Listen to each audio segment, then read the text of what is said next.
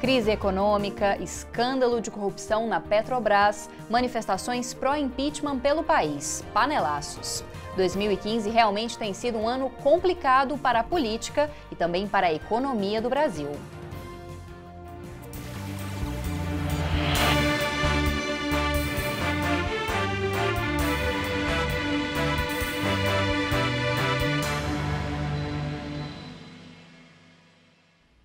O Conexões de hoje vai debater novamente a situação política do país. E para isso, contamos mais uma vez com a presença de dois colaboradores muito importantes para o programa.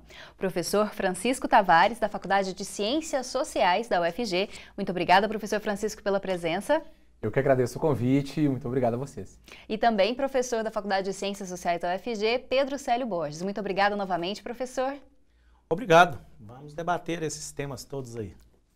Bom, para começar, professores, como os senhores avaliam o início desse segundo mandato da presidente Dilma em meio a tantas manifestações, a crises de corrupção, a também uma crise econômica, e em relação às manifestações que têm ocorrido desde o início do ano em todo o país, os panelaços durante os pronunciamentos, as manifestações pró-impeachment, esse setor que está descontente pode realmente tirar Dilma do poder? Professor Pedro Célio, gostaria que o senhor começasse hoje. Olha, nós estamos vendo uma coisa acontecer com uma rapidez, com uma velocidade que não é comum em situações assim. Normalmente aqueles 100 dias de tolerância passaram muito rápido para a presidente Dilma e para todo o sistema de governo atual. O desgaste do grupo de poder que foi reeleito já estava cantado e anunciado já mesmo nas eleições.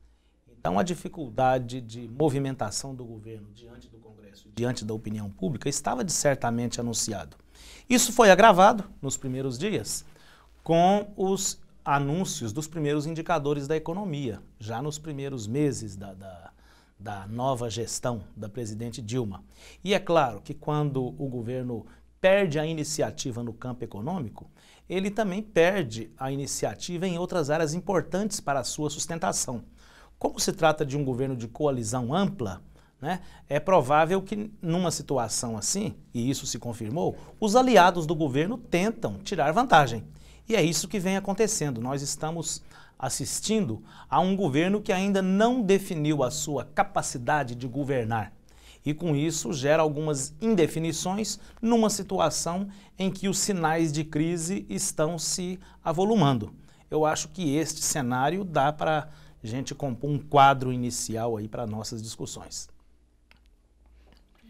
Ao que me parece, é um governo que tem sofrido consistentes e importantes ataques a partir da sua oposição, daquela chamada composição política integrante do espectro ideológico da direita, PSDB, Movimento Brasil Livre, Movimento Vem Pra Rua, mas que só experimenta esse tipo de ataque de instabilidade porque abandonou desde o primeiro dia do seu mandato a base social que o elegeu. Esse é o paradoxo interessante para nós entendermos a realidade política do Brasil contemporâneo. O problema do governo é menos o de setores oposicionistas que sempre estiveram descontentes e mais o da perda de quem possa defendê-lo quando esses setores, por exemplo, pretendem ir para a rua. E o que acontece? No final das eleições, no ano passado, por volta de setembro e outubro, o governo mobilizou conceitos como luta de classes, aumento de direitos sociais, conquistas trabalhistas que não seriam afastadas nem que a vaca tossisse, como disse a presidente da República. E logo na primeira semana do atual mandato, envia para o Congresso, e torna já com força de lei, as medidas provisórias MP 665 e 664. Que, em suma, subtraem direitos sociais de pescadores vulnerabilizados à época do defeso, viúvas e jovens que ficam pouco tempo no emprego e precisam acessar o chamado direito ao seguro-desemprego. A política de juros continuou mantendo a maior taxa de juros do mundo. A política de relação com o setor privado continuou pró-capital e contra o trabalho. Esse governo não consegue, portanto, ativar as suas históricas bases sociais e aqueles que os elegeram no final do ano passado para se contraporem a uma oposição que, obviamente, como qualquer oposição, quer ganhar mais poder e se manifestar. Em política, não há espaços vazios. Quando, portanto, a base social governista, CUT, MST, MTST, não se sente motivada a apoiar um governo que exerce uma agenda à direita, a oposição encontra caminho livre para colocar, inclusive, 1 milhão de pessoas na rua.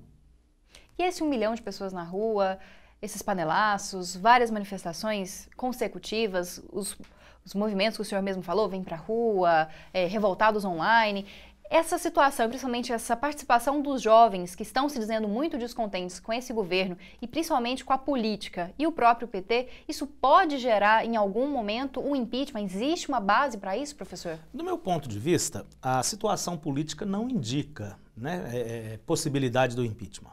O desgaste do governo é muito grande, é evidente, e a crise de governo que está quase se desenhando como instalada, eu concordo com o professor Francisco, ela se faz notar muito mais pela ausência de apoio, pela ausência de ações ativas dos grupos sociais que são governistas, muito mais pela ausência deles do que pelas manifestações de protesto.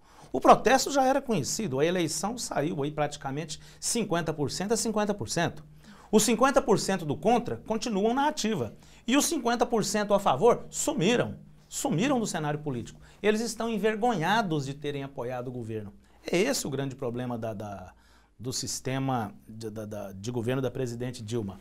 Agora, eu creio que do ponto de vista estratégico, para a oposição interessa muito mais manter a presidente Dilma enfraquecida, sangrá-la durante 4 anos e eliminar toda e qualquer possibilidade de resistência no próximo embate eleitoral, na próxima disputa. Então a oposição está ganhando força, está acumulando legitimidade dentro das regras do atual jogo democrático brasileiro, que nós vivemos uma democracia eleitoral. Então é nessa expectativa de vitória eleitoral na próxima que a oposição está agindo. Não interessa a oposição o impeachment. E para você, professor, é essa a realidade que se configura mesmo? É interessante a gente observar essa questão não apenas pelo aspecto estritamente político-institucional, mas também sob um ponto de vista sociológico. Quando o Collor cai, ele perde uma base social que lhe era peculiar. Um certo tipo de empresariado que entende que ele não será capaz de conduzir as reformas neoliberais porque não se articula bem politicamente.